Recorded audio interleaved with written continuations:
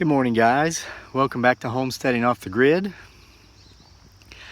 It's day 2 of no longer being employed by the United States Postal Service. And still tired, still worn out. It was a long 6 months. But we're going to be rested up soon.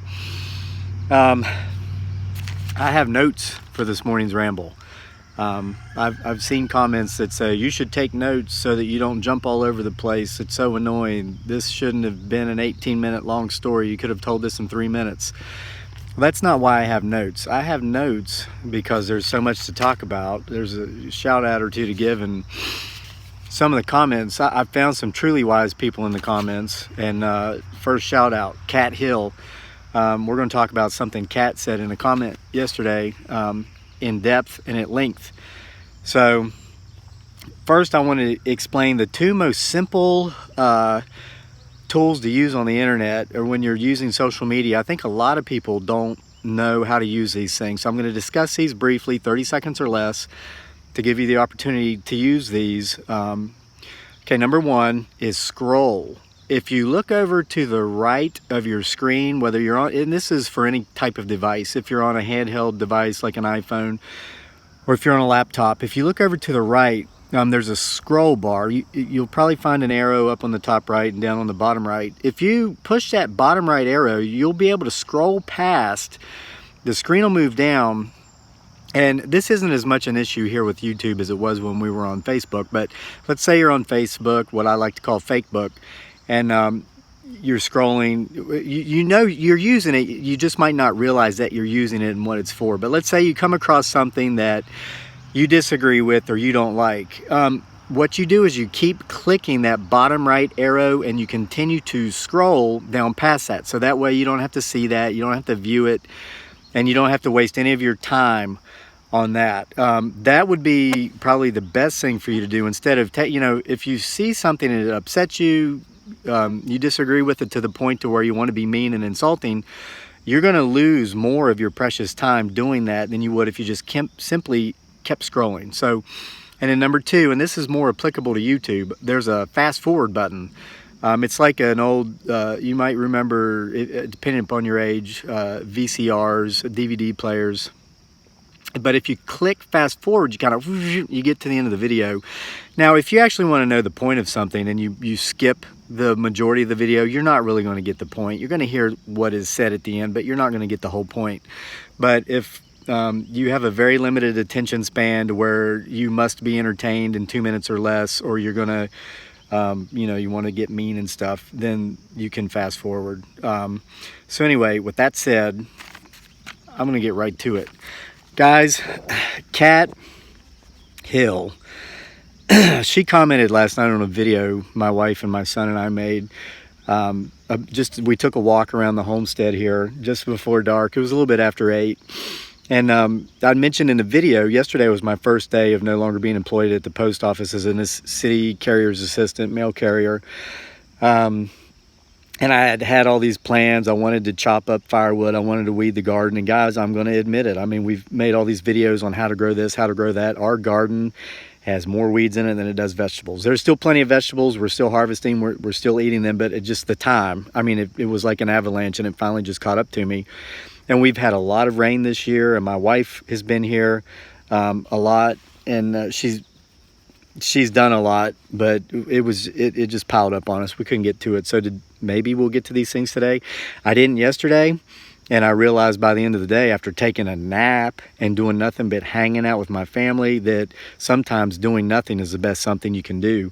And so Cat Hill commented on this video, and she said, oh, and first of all, a shout out to Robert S. Okay, Robert S. left a comment on the video about how no one owes us anything, but, kind of gave you some ideas on how we can pretty much have anything or everything. Robert S. wanted a shout out. He left a very kind comment, and my wife read it. And the last 2 videos, she yelled at me because I didn't give a shout out to Robert S. He wanted a shout out, said it would make his day. So Robert, I hope this makes your day. But last night, Cat Hill commented on the video about, how sometimes doing nothing is the best something you can do. She wrote a long comment, but I've got this in a quote. She wrote, and this is her quote, "The world is what you perceive it to be, so why not let it be light?" I thought that was beautiful. A lot of us have probably heard it said more simply that perception is reality. I'm careful with that saying that perception is reality because, oh, there's a bunny rabbit coming back down. I would show you, but it's too far away. You couldn't see it with this camera. And we're working on getting new cameras. You guys are saying, I love your videos, but you need better technology. We're working on that. It's coming soon. But we think we've done some pretty amazing things with a $3 thrift store camera and an iPhone that's been obsolete for about 3 years.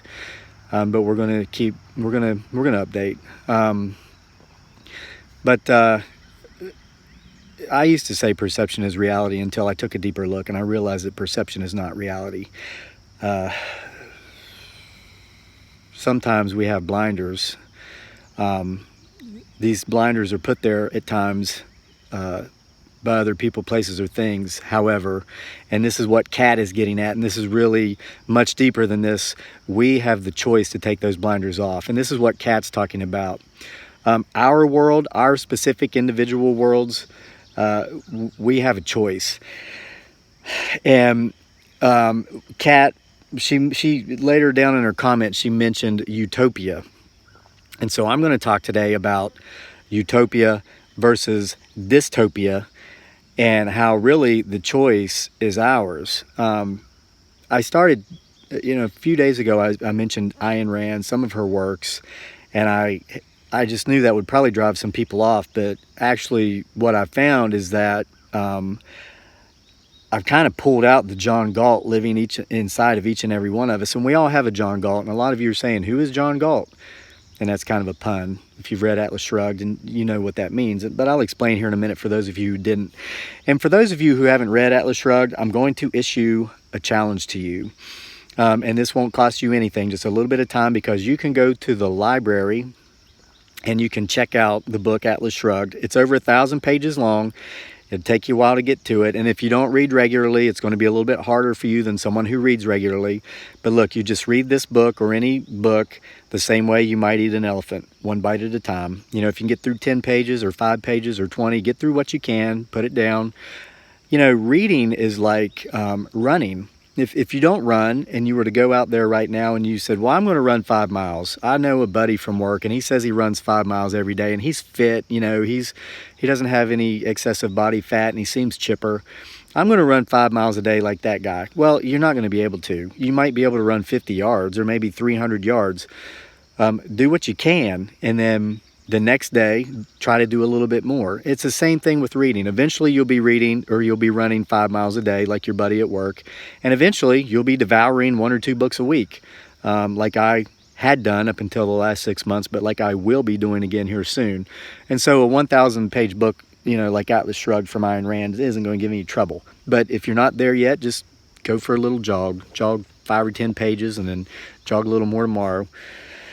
But you can go to the library, you can check it out. The library is a wonderful place. Ray Bradbury is one of my favorite authors. You remember he wrote Fahrenheit 451, The Martian Chronicles, The Illustrated Man. He was awarded the National Medal of Arts by President George W. Bush just before he passed on. Ray Bradbury, one of the great writers in American literature, didn't have a college degree. He's been dead now for a few years. But Ray Bradbury said, when I finished high school, I didn't have the money to go to college. So instead, I went to the library 3 times a week, every week, for 10 years. And then Ray Bradbury went on to do some pretty amazing things. Look at this little cutie over here sneaking up on me. You see that? It's a little fawn. Hey, baby, how you doing? Huh? What you doing over there? Were you looking for your mama? She's around here somewhere. All right, you get back in there. The wildlife, guys, it's so amazing. You remember I shared in the video last week about how I determined and decided, because you guys kind of pushed this, or you recommended it, you suggested it, and I listened to your suggestions. This whole back portion of our place back here is like our wildlife sanctuary. The deer were devouring our trees in the front that we planted, that we wanted to keep, and it was, oh, how do we keep them from doing this and doing that? So we just finally gave up the ghost and decided that this is theirs, that's ours. So we put the deer repellent down there and the tree guards, but back here this is theirs. We've welcomed them, and they can, I honestly believe they can feel it. And so anyway, there was one of our very welcomed young neighbors. So okay, onward. Go read Atlas Shrugged, so that way when we have these conversations you'll understand a little bit more, a lot more about what's going on. But you've probably heard the fable, the old story about how a young Indian boy goes to his grandfather for advice, and he says, sometimes I'm angry, sometimes I'm not so angry. What do I do about this? And the grandfather says, each of us inside of us has two wolves. There's an angry wolf that will devour us if we let it, and then there's a peaceful, more passive wolf who will allow us to follow a path of peace. And these two wolves are in a constant struggle. They're constantly fighting with each other. And the young boy asks his grandfather, who wins? And the grandfather says, the one that you feed. There's a John Galt inside of us. There is a utopia inside each and every one of us, and there is a dystopia inside each and every one of us. Well, which world do we live in? Do we live in the dystopia where things are gloomy and dark and inefficient, or do we live in a utopia? And this is kind of what Kat Hill was talking about when she made the choice, and she mentioned that she's 76 years old. Kat is wise. I'm not. I'm the guy that makes a lot of mistakes and tries to learn from them. I'm only 44. I'm not old enough yet to have earned that word wise. Kat is 76, and she has. So this is one of the things I love about social media. Kat blessed us with her presence and by sharing her wisdom, her true wisdom that she's earned in 76 years with us. Okay, so, ironically, when we bought this homestead, I wanted to call it Galt's Gulch. And of course, my wife has not read Atlas Shrugged, and I'm not knocking on her. English is not her primary language, but don't knock her because she speaks 3 languages. And when she struggles with her English sometimes, I always tell her, honey, don't worry, your English is much better than my Tagalog, and your English is much better than my Visayan. And that's a true statement. And she started reading some more simple works of literature like mine, which is much more simple. But she'll get to Atlas Shrugged and Ayn Rand eventually. But, I'm going to use an example. Who is John Galt? John Galt, as you know, was a character in Atlas Shrugged who he'd had enough. I mean, he thought for himself. He worked hard. He wasn't going to let anybody take advantage of him.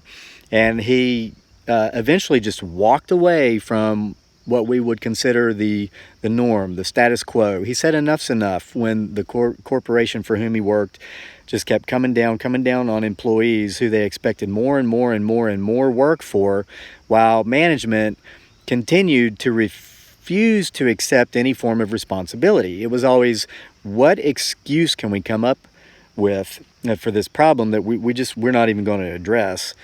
And so it even got to the point to where after John Galt had left and he went off to Galt's Gulch, and it's interesting, this guy is one of the main personalities of this book, and he doesn't even appear until the final third of this novel.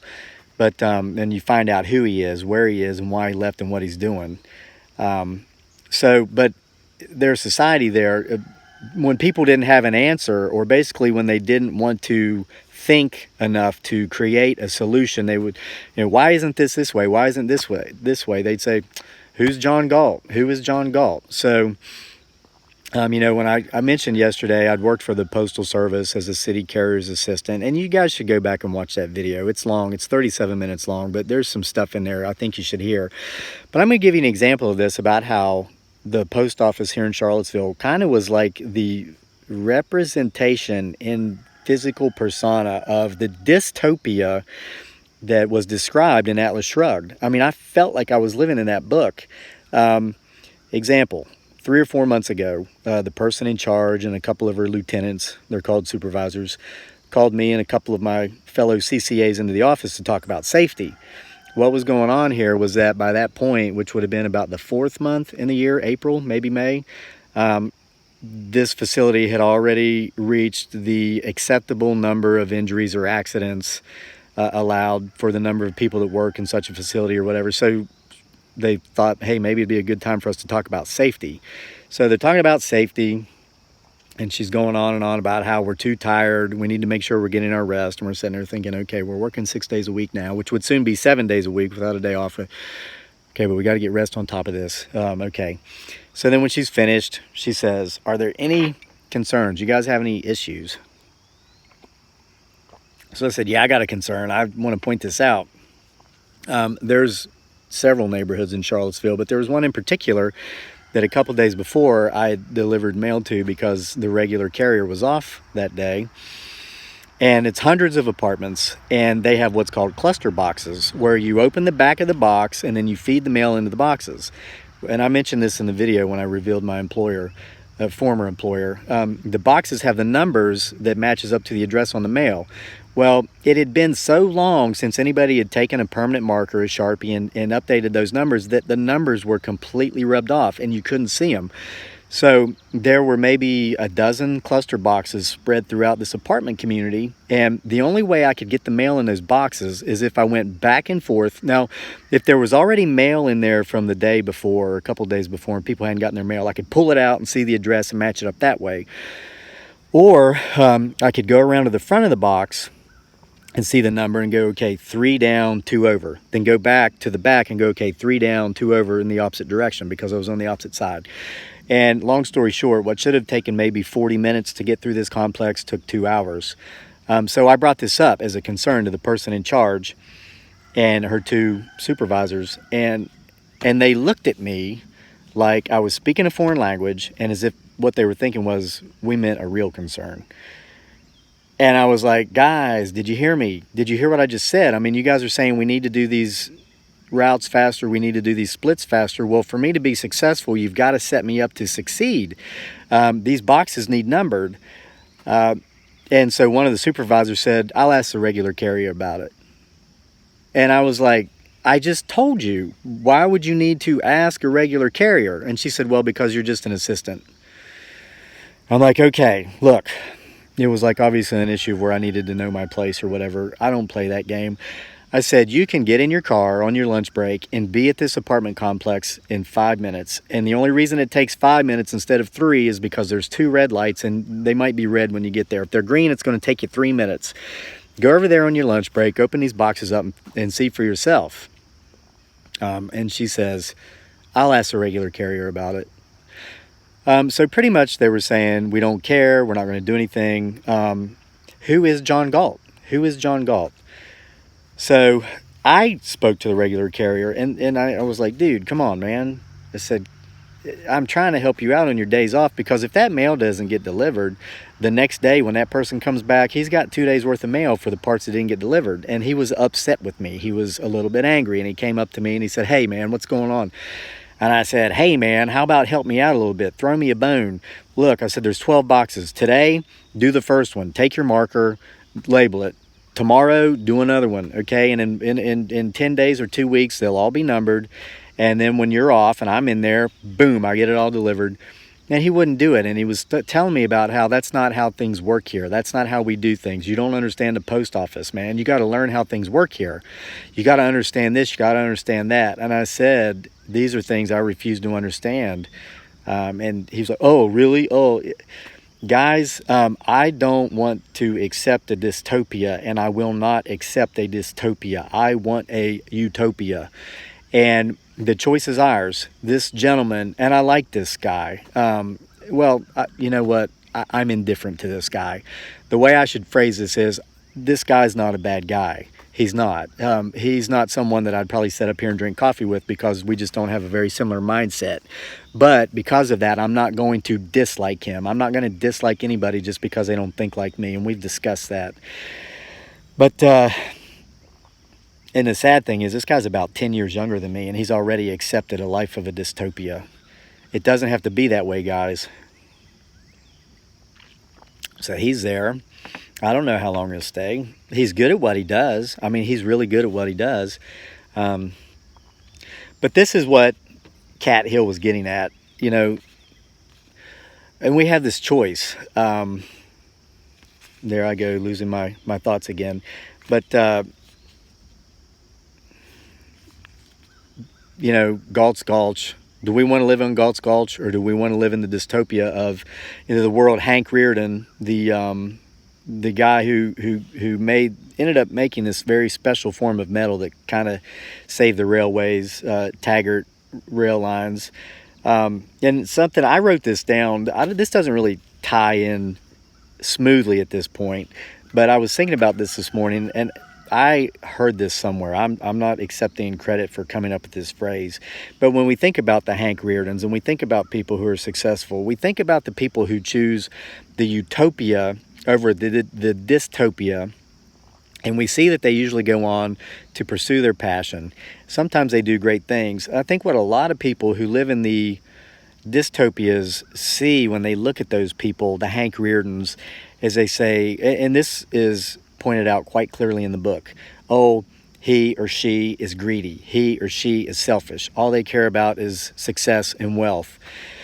That's why they did this thing. They didn't go do that because they wanted to be happy. You know, you hear about these people who get up at 3 or 4 o'clock in the morning. They start working and they're up until midnight. They go on very little sleep. They miss meals. And it's because they're doing what they love. People who just don't understand these people think these people are greedy. They're selfish. They're in it for the wealth. They're not. Hank Rearden wanted to create something beautiful. He wanted to create a special type of metal of which the world had never known. So the Hank Reardens of the world, they're not successful and they're not wealthy because they're passionately pursuing wealth or success. The Hank Reardens of the world are successful and they end up wealthy often as a byproduct because they pursue their passions. You see the difference there? There's a big difference. And, you know, in the book, Hank Rearden, people would come up to him and say, you know, you're selfish, you're greedy, all you care about is money. He didn't care about money at all. He cared about creating this metal because it was something of which he was passionate. So they'd say, you're greedy, you're selfish. Oh, hey, by the way, can you do this? Can you do this for me? And he'd say, yeah. And he'd write him a check to get him out of there. A lot of it was, you know, not-for-profit organizations, his deadbeat brother, his deadbeat mother, both of whom he put up in his mansion for free. His brother didn't have to work. His brother was always coming to him for his needs, telling him how greedy he was, telling him how selfish he was, but then, oh, hey, can I have this? And then he'd say, yeah, and he'd give him a check to get him out of there because Hank Rearden wanted to think about his passion. What do I need to do to tweak this metal to perfect what it is I'm trying to create here? Something the world has never known, something outside of the box, you know? And when he finally created that metal, he didn't go, look at me, look at me. He didn't even tell anybody. The first person he told was Dagny Taggart, the woman with whom he had fallen in love, and not because she was beautiful and gorgeous, which she was, but because she had a beautiful mind like him, and they thought the same way. No, Dagny, as you know, really was running her family's railroad. Her brother was getting the credit for it because he was the guy who was in charge, but he was the guy who, like my former employers, would sit there and just look at people like they were idiots when they came, you know, with real concerns, and just say, who is John Galt? Which meant, we're not even going to address that. We're going to come up with an excuse for why we can't get that done rather than just getting that done and continuing to move forward in a successful fashion. Like saying, you know, we couldn't number those mailboxes because we're so strung out, we're undershort with staff. Do it, get it done, move forward, move towards progression, not regression. Choose utopia over dystopia. So when Hank Rearden, as you know, finally created this metal, the first thing he did with it was he made a beautiful necklace for the woman he loved, and he gave it to her, and she was astonished. We need to share this with the world. And you know, Hank, he kind of felt the world wasn't really deserving of it or ready for it, but they, you know, they put it out there anyway. So I want to thank Kat Hill for that wonderful insight she gave me in the comment last night. There's a guy named Bobby Richardson that I want to give a shout out to. Bobby, if you're watching this one, he comments regularly, and so many of you comment regularly, and I'm sorry if I haven't gotten around to you yet, or if I'm there's a lot of folks out there. But he watched my family and I taking a walk around the farm last night, around the homestead, and he said, you know, recreation should be more accurately pronounced recreation. And Bobby, that comment really resonated with me, because I realized while taking that walk and afterward and just hanging out with my family and not cutting firewood and not pulling weeds, that I'm going to be spending a period of time here recreating things, and I'm going to do it through recreation. So thank you for that insight, Bobby. Thank you, Kat. Thank you, everybody. Robert S, shout out. The sun's up above the t-shirt factory over there, the big old poplar tree, and I'm going to end with this. We're going to give you a beautiful view of the homestead. Thank you, each and every single one of you who have subscribed, and we'll see you next time.